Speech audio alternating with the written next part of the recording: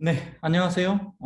천상진 클라우드 전문가입니다. 오늘 두 번째 차시는 클라우드 트렌드 및 국내외 적용 사례에 대해서 설명을 드릴 예정입니다.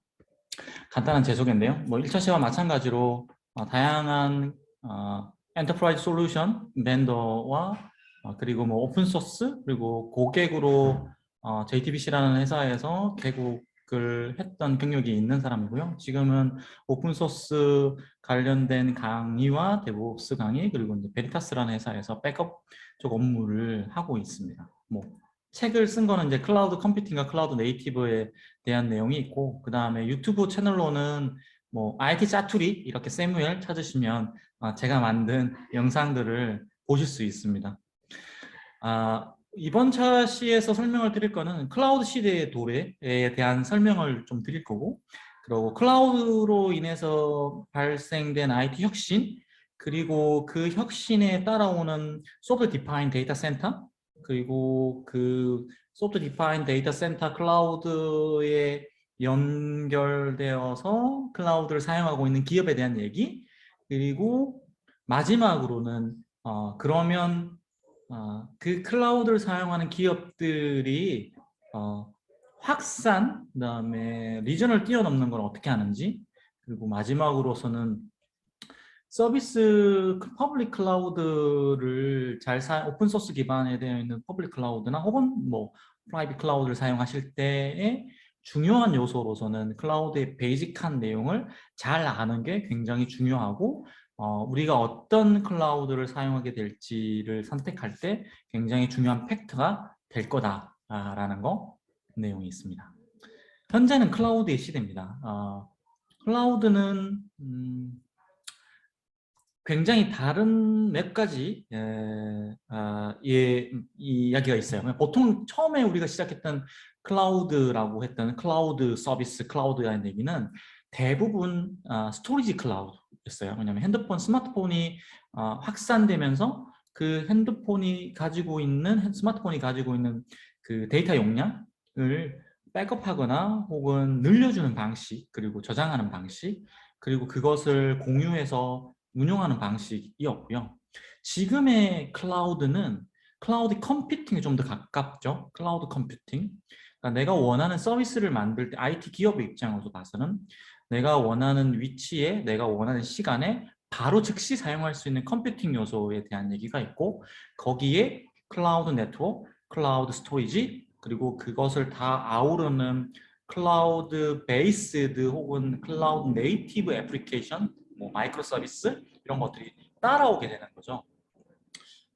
보통 클라우드, 지금의 우리가 IT 기업에서 얘기하는 클라우드는 퍼블릭 클라우드 사업자를 얘기하는 경우가 되게 많고, 그런 그 서비스 안에서 우리가 갖고 있는 애플리케이션 서비스를 어떻게 잘 빨리 신속하게 혹은 고객이 원하는 방식으로 바꿀지에 대한 거를 많이 고민하고, 지금은 클라우드를 고려하지 않는 기업은 이제는 없어요. 왜냐하면 일단 비용이 세이브 될 수 있는 요건이 되게 많거든요. 왜냐하면 기존에는 서비스를 만들 때 차세대 서비스를 프로젝트를 만들어서 폭포수 형태 혹은 빅뱅 형태의 IT 서비스 아키텍처를 만들었었는데, 지금은 그럴 필요가 없어진 거고 그럴 이유도 없고, 그 정적으로 만들어져 있는 서비스를 시장에서는 유지하기가 힘든 상황이 되었기 때문에 유연하게 바뀔 수 있는, 그걸 하는 게 사실 지금은 디지털 트랜스포메이션이게 되는 거죠.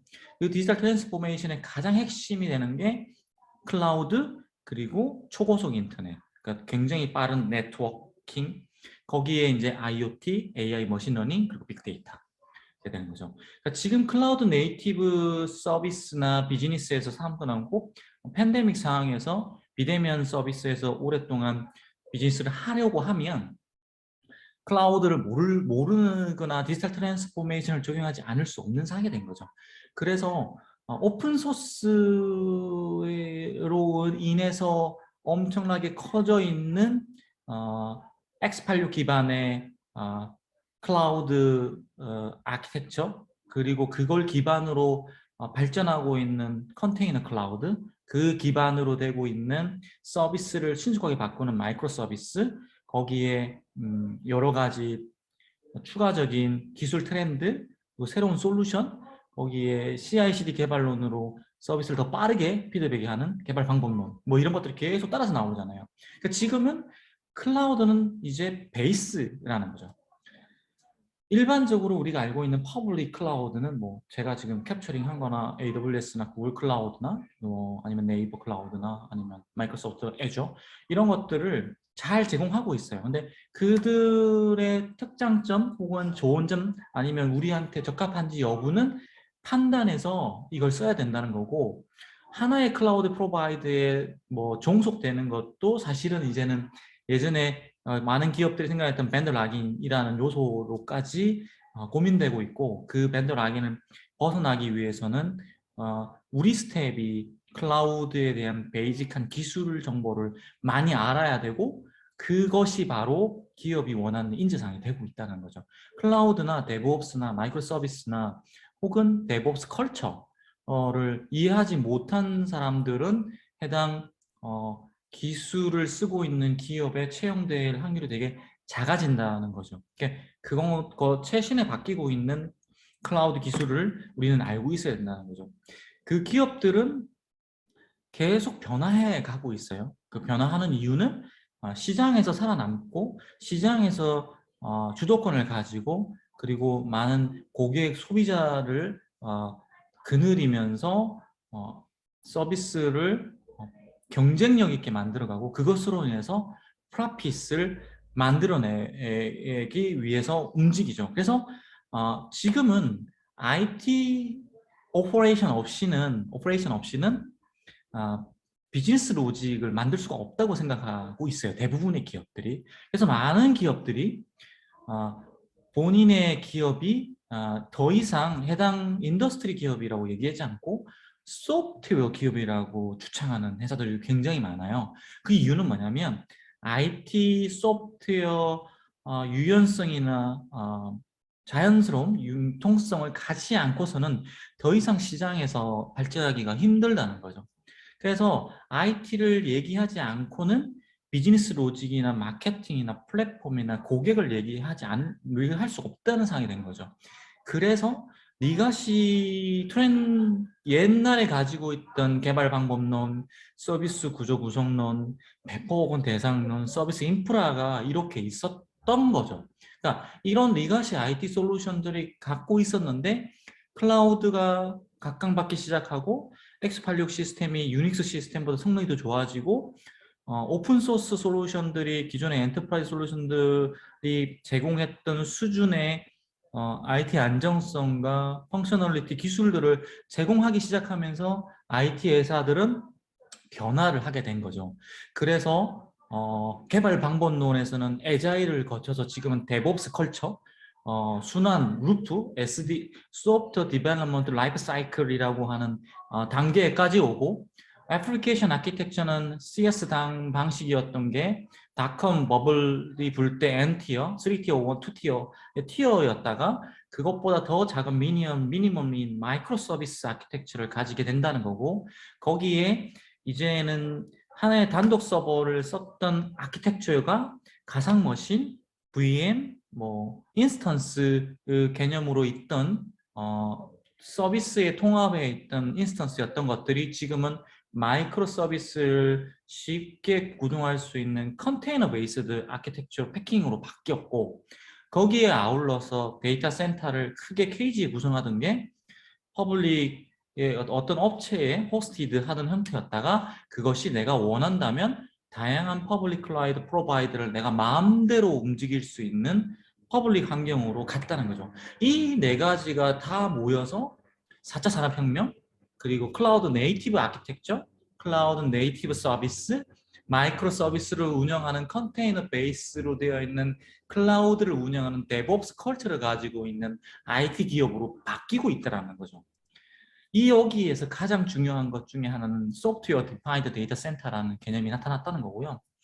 기존의 데이터 센터는 우리가 가지고 있는 인프라스트럭처를 뭉쳐두거나 관리하는 정도였어요. 근데 지금 클라우드 기술의 오픈소스 기술들과 여러 가지 소프트 디파인드 기술들이 합쳐지게 되는데 그것의 근간은 서비스를 우리가 가지고 있는 비즈니스 기획팀에서 그것을 코드로 만드는 개발팀, 그리고 그 운영 단계로 만드는 운영팀, 그리고 나서 서비스로 만들고 서비스 피드백을 다시 가는 형태가 텀이 계속 짧아지고 있어요. 그럼에 따라서 그러면 하나의 단위 시스템으로 되어 있던 아키텍처를 그것보다 커맨드 명령어로 바꾸고 커맨드로 변화시키고 커맨드로 아키텍처를 만드는 요구 조건이 된 거예요. 근데 원래도 이런 거를 되게 하고 싶어 했었어요. 모든 IT 밴드들. 그리고 되게 서비스를 제공하는 초창기의 밴드들도 이걸 하고 싶었는데 그 기술이 단일 밴드 기술에 묶여 있거나 혹은 비용이 너무 높거나 혹은 융화되지 않은 스탠다드 규격이 없었던 거예요. 근데 클라우드 오픈소스 기술, 컨테이너 기술, 그리고 오픈소스 테크놀로지의 숙성이 되면서 표준으로 얘기하기 시작하면서 API 기반으로 바뀌는 아키텍처로 바뀐 거예요. 그러면서 이걸 포탈이나 커맨더나 명령어나 호출로 바꿀 수 있는 거를 할 수 있지 않을까라고 생각하게 된 거죠. 그래서 as is에서 to be 모델로 바뀌고 필요성을 가지게 된 거죠. 그래서 주요 기술들이 그전에도 이런 아키텍처를 원하는 건 굉장히 많았으나 그 기술을 표현할 수 있는 수준이 밴더에 묶이는 상황이 발생했던 거죠. 죄송합니다. 밴드로 묶이게 되니까 인터커넥트가 되지 않았었는데 그게 x86이 유닉스 밴드들 성능을 능가하고 x86에 기반되어 있는 오픈소스 솔루션들과 오픈소스 테크놀로지가 높아지면서 표준이라는 게 생기기 시작한 거죠. 그래서 오픈소스 솔루션이 올라가는 서버들이 x86이 인텔이든 뭐 레노버든 화웨이든 델이든 HP든 뭐 IBM이든 히다치든 관계 없어지게 되는 거죠. 그래서 서비스의 주도권과 애플리케이션 솔루션의 주도권, 테크놀로지의 주도권이 이제는 애플리케이션을 만드는 서비스 프로바이더 형태가 바뀌고 그걸 이용하는 고객의 서비스와 직접 연결되는 게 된 거죠. 그러니까 결국에는 그러면 인프라스트럭처를 어떻게 쉽게 바꿀 수 있는 거를 어떻게 할 거냐라고 하면서 이게 이제 데브옵스까지 옮겨져야 돼요. 오퍼레이션 자동화, 오퍼레이션 인프라스트럭처 에즈 코드 이런 것들이 바뀌면서 개발자가 원하면 인프라스트럭처가 만들어지고 서비스가 만들어지고 배포 환경이 만들어지는 코드 베이스화가 되게 되죠. 이게 소프트 디파인드가 되는 거죠. 그래서 소프트 디파인드를 핵심에 데이터 센터 트렌드가 필요할 때 쓰는 클라우드와 그리고 x86 서버의 성능이 높아지고 필요할 때 투자하는 저전력의 아키텍처가 나오고 대용량의 비정형 데이터를 처리하는 트래픽이 많이 발생하게 되니까 로우 레인턴시보다는 루즈드 커플드 형태 스케일 인아웃 형태의 서비스의 수요가 늘고 실제로 그 비즈니스가 기업의 프라피스를 제공할 수 있게 되면서 SDDC, 소프트 디파인드, 오토 스케일링 그리고 x86 서버에 기반한 스토리지와 네트워크와 컴퓨팅이 필요하게 되고 만들 수 있고 제공할 수 있다는 게 확신이 된 거죠. 그래서 나온 게 SDC, SDS, SDN 거기에 포털, 커뮤니케이션을 해주고 컨트롤하는 포털이 필요하게 된 거죠. SDDC의 형태가 되는 거죠. SDDC는 기존의 데이터 센터와 클라우드 데이터 센터와 거기에 추가적으로 되는 게 매니지먼트와 오케스트레이션이 되는 거죠. 컴퓨팅 자원을 배포하고 만드는 것을 신속하게 사람이 할 수만 있다면 소프트 디파인드 데이터 센터의 형태는 오지 않았을 수도 있어요. 근데 야간에 아무도 없을 때 개발자가 커밋을 해야 되는데 배포 환경이 없을 때 그걸 자동화해 줄 수 있는 호출할 수 있는 서비스가 만들어질 수 있다고 하면 그게 소프트 디파인드 데이터 센터의 인프라스트럭처가 되는 거거든요.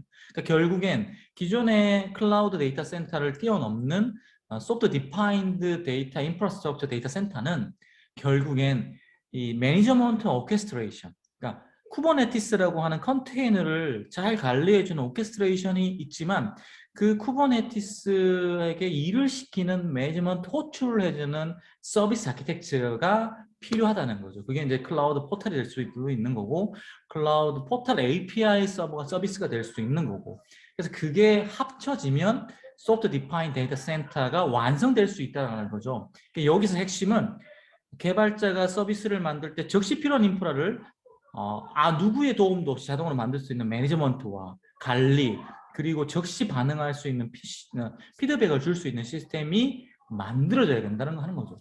이렇게 함으로 해서 인프라스트럭처 담당자의 롤이 없어진다거나 뭐 개발자의 롤이 없어진다거나 하지 않는다는 거를 잘 생각해야 되는데, 그런 자동화된 서비스 아키텍처를 만들기 위해서는 기존의 IT 어드민 인프라스트럭처 담당자가 기존에 알고 있던 단순 본인의 테크놀로지 기술에 이제는 SDDC의 컴퓨팅, SDN, SDS, 그리고 호출, API 이런 부분 다방면에 설계를 할 수 있는 경험과 기술이 필요하게 되기 때문에 훨씬 더 고차원적인 업무를 할 수 있게 된다는 거죠.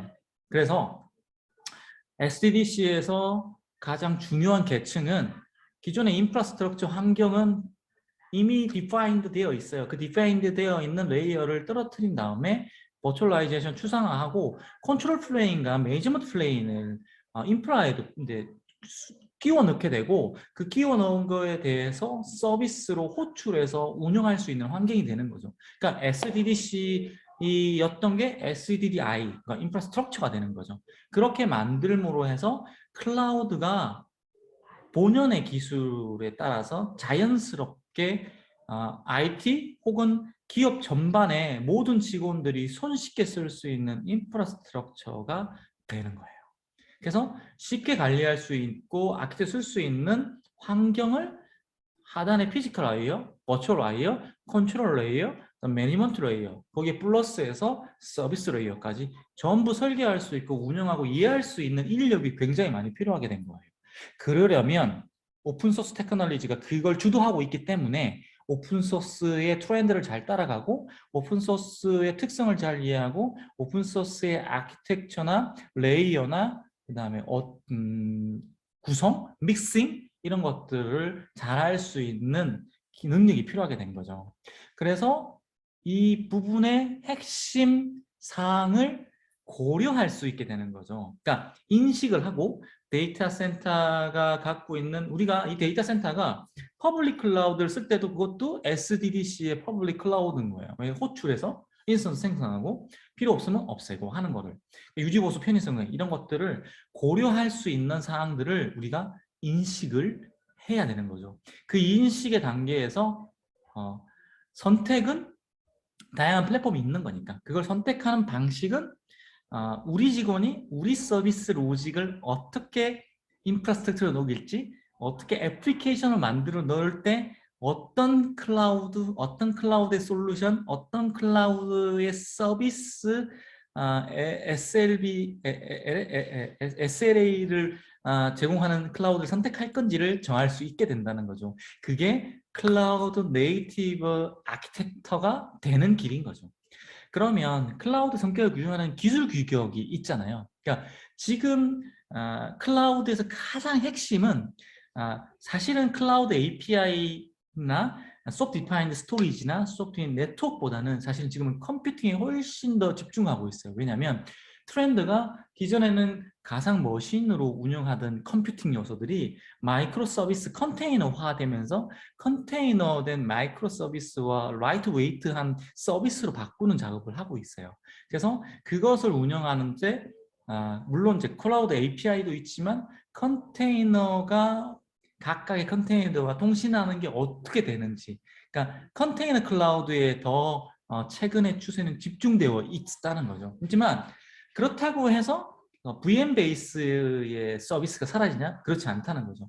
그 둘 다가 컴퓨팅인 거고, 그 컴퓨팅을 지원 조직을 이어주는 게 클라우드 SDC에서는 스케일링, 오토 스케일링, 그 다음에 필요 없으면 스케일인, 아웃, 그 다음에 해당 인스턴스가 성능이 높아지는 업다운, 그리고 모든 게 통제되고 C가 컴퓨팅이 필요한 디바이스를 붙이고 네트워크를 붙이는 RESTful API 기반된 서비스 아키텍처가 필요하다는 거죠. 그걸 이해할 수 있게 된다는 거죠.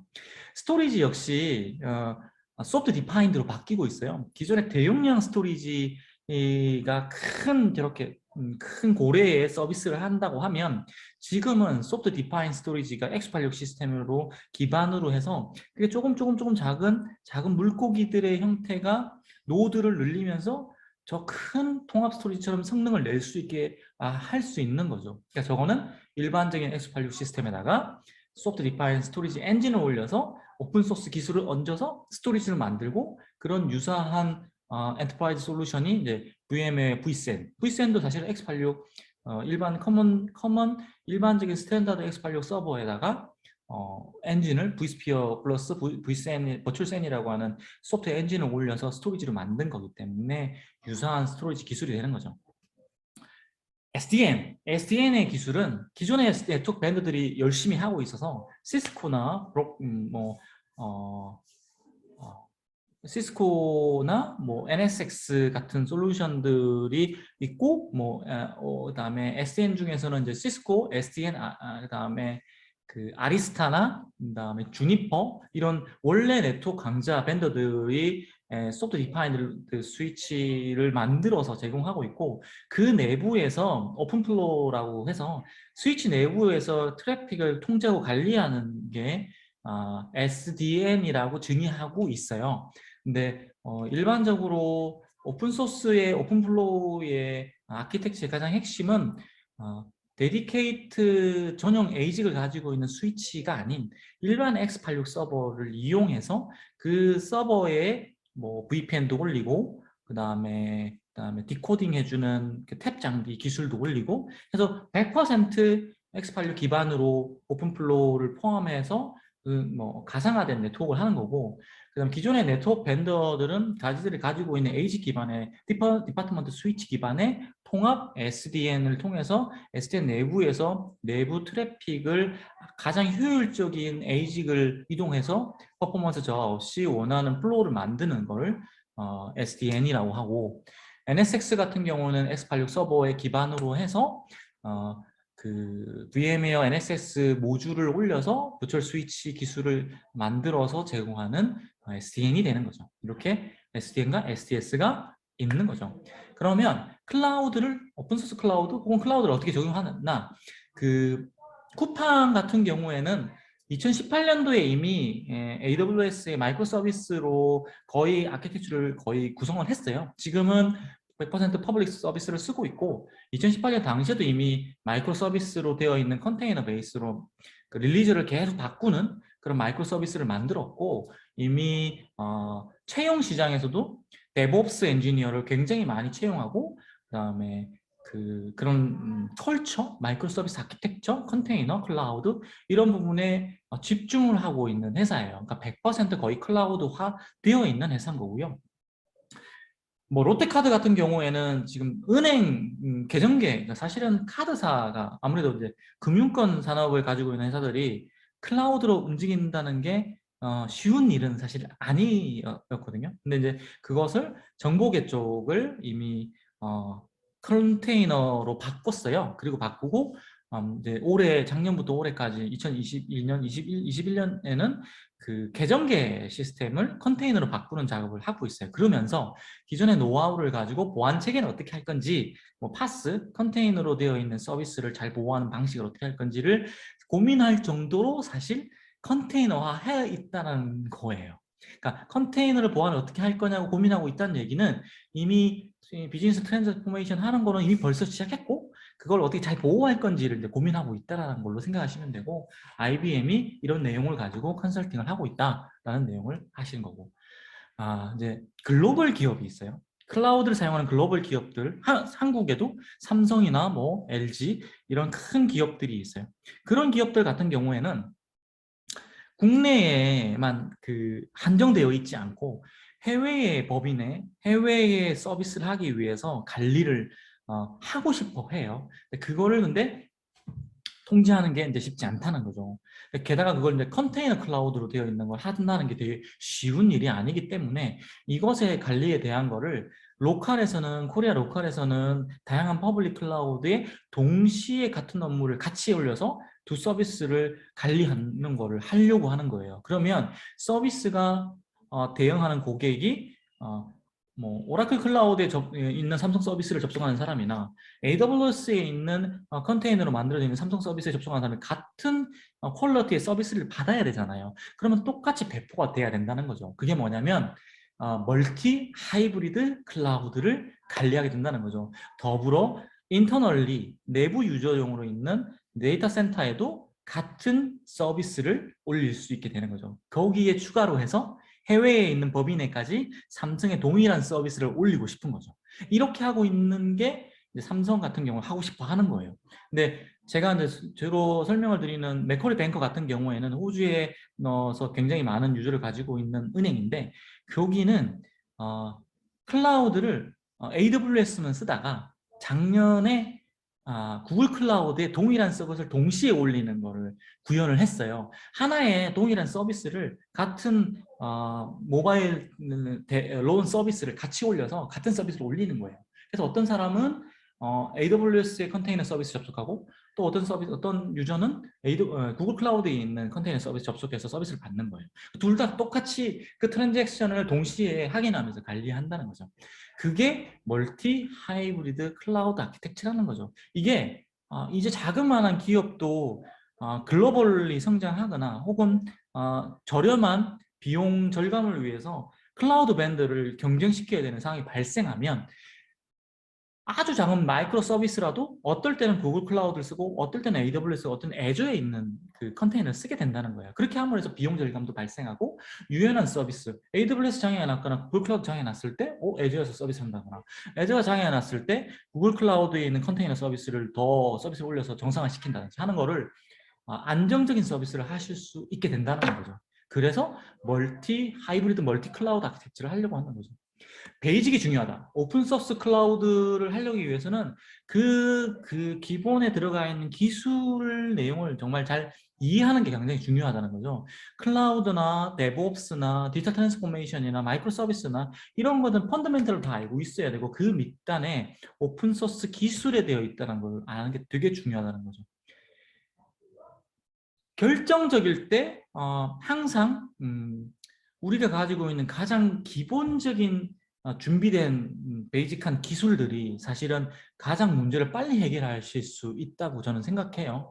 그래서 클라우드 내부 퍼블릭 클라우드를 우리가 100% 쓴다고 하더라도 퍼블릭 클라우드의 내부 아키텍처가 어떻게 되어 있다는 것을 인식하고 그 문제를 해결해 달라고 요청하는 것과 그냥 투자만 하고 해주세요 이렇게 안 되네요 어떻게 해요 기다려야 돼요 하는 거랑은 완전히 SLA 서비스 체계가 달라질 수 있다는 거예요.